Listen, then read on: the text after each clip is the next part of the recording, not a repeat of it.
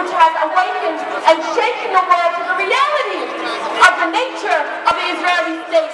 Across the world, people, judges, prosecutors are asking for the criminal prosecution of the Israeli officers and generals.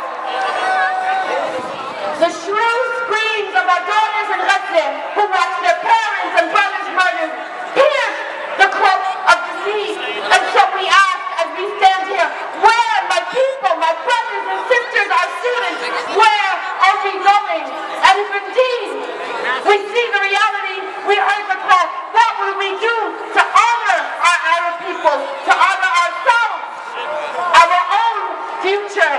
Have we organized our communities? Are we fighting the racist policies of our local government and local legislators? Are we demanding that our churches, schools, mayors, and universities and grocers boycott Israel? Are we calculating our actions to become a united movement demanding